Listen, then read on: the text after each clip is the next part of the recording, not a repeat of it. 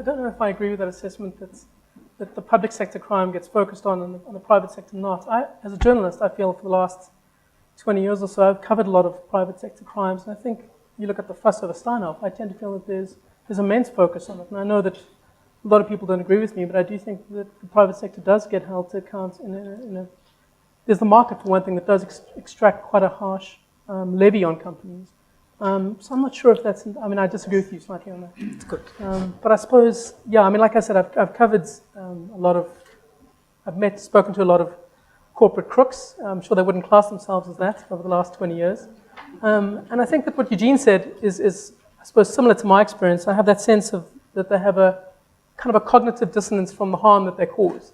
Guys like, Gary Porritt, who used to head up Tygon, J. Arthur Brown. I wrote a book about Barry Tannenbaum, who did a very similar thing to Madoff, who Eugene interviewed. And I have a sense that they just don't have a kind of connection to the actual impact of the consequences of what they do. I think Bonang was right. If you drive through Lonman, if you drive through Marikana, you'd have a greater sense of the harm you're causing in a tangible sense. And I think that would make a big difference.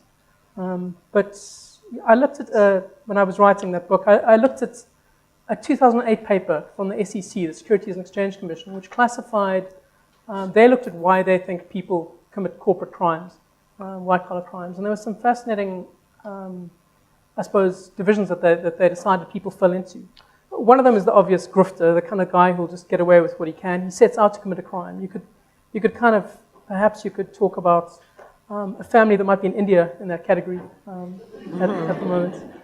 But I think the ones I've encountered mostly, I think, fall into the second category, which is the kind of person who the SEC termed a borrower, somebody who takes money, believing that they're going to replace it at a certain time. They've hit hard times and they're going to put money back into the kitty.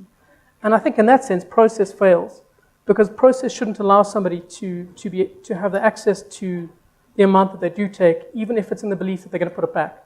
So in the case of Barry Tannenbaum, it was basically he was taking money, giving it to the next guy, and it was because he believed he could make good for it later. Something would happen, some miracle somewhere, and he could put it back. And I have a sense that there are a lot of others who fall into that category. I think Wendy Mechanic, people who take from their trust account and use that money in the belief that they'll put it back. And I think to some extent in the Steinhoff case now, we have Marcus Jooste.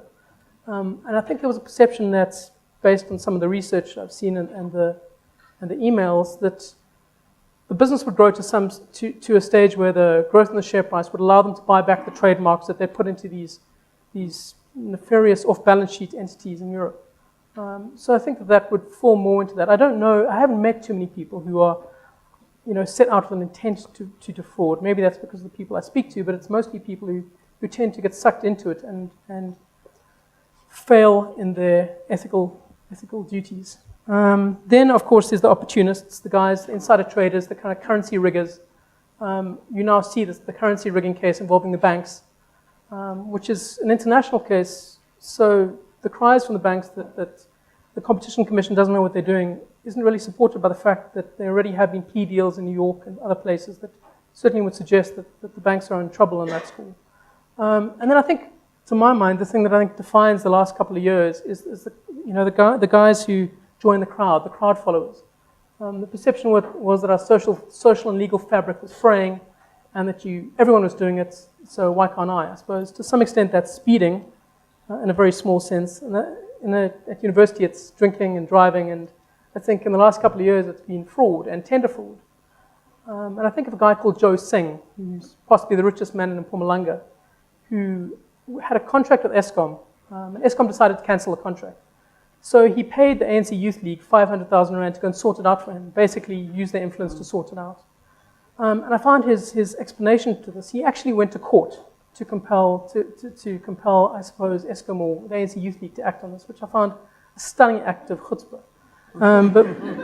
But he was asked, I think, on 702, he was asked about it, and he said, well, I don't feel too bad about it. The ANC Youth League says, well, we can talk to Michela Coco. And I said, okay, fine. So yeah, morally it might not seem right, but at the time it sounded okay. And I kind of think that defined the last couple of years. I think the crowd, the guys who just joined the crowd. I think, for example, one of the stories I did cover recently, not recently, I suppose 10 years ago, was Tiger Brands. Not the current Tiger Brands crisis, the previous one. And reading through the submissions, there was a strong sense that cartel behavior and agreeing on prices had been a cultural practice for so many years that they couldn't really understand the new rules that prevented that. And so it was accepted within the small community. Amongst the currency traders as well, if you read the transcripts of the currency traders' messages to each other, there was a strong sense that it was legitimized amongst each other, amongst the community, and people out there just didn't understand how it should work, and they just didn't get it. So that's my assessment of how it worked. I mean, as for what preventative actions, I think accountability obviously is the thing that has disappeared totally from our society for the last couple of years, and I think the institutions, I would love to say the media would be one, but I'm not sure if I could justify that. But certainly the institutions of accountability need to be strengthened.